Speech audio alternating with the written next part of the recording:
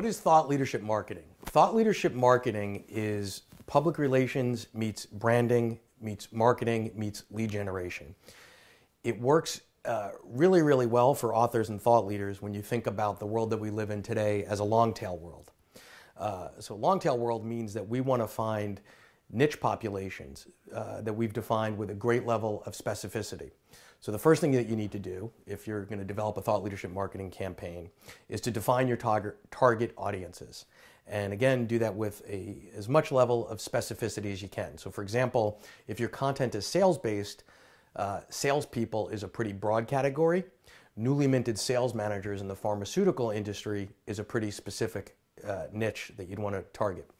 Once you know who you're targeting, the next thing you need to do is a bit of research, and you need to figure out where are they hanging out and where are they getting their information from, both online and offline.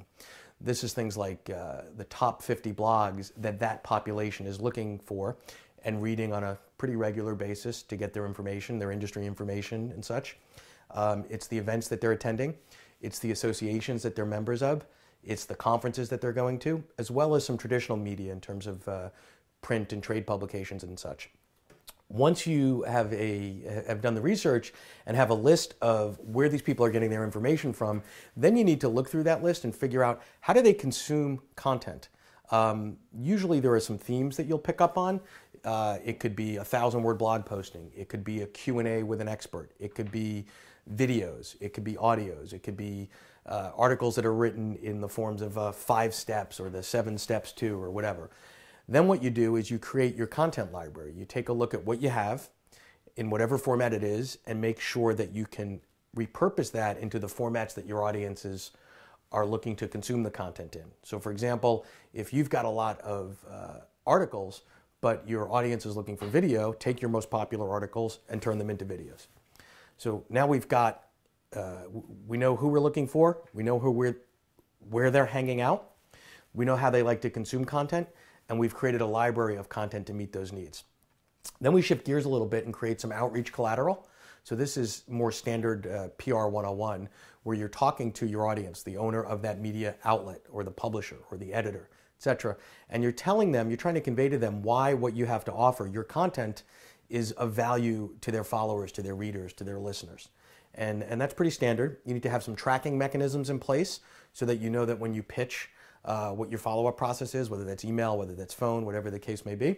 Turn that into a system and deploy it. Now, the other variable here with thought leadership marketing is we don't celebrate a win when we get a placement. That's PR 101, and that doesn't work anymore in today's world.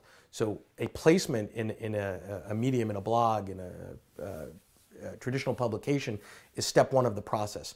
The real win is when we've decided up front what our business metrics are that we're measuring in terms of as a result of people seeing this content in these blogs and on these articles and seeing it at these associations and such, what is it that we want them to do? And typically what we want them to do is reach out to us as the author and the thought leader and potentially query us about our services and our offerings and our solutions that were brought up in the thought leadership marketing piece that they read. So for example, they read an article or saw a video about a problem that you can solve. Now they want to call you and say, hey, I saw this piece that you did and it talked about problem X. We have that problem here at Company Y.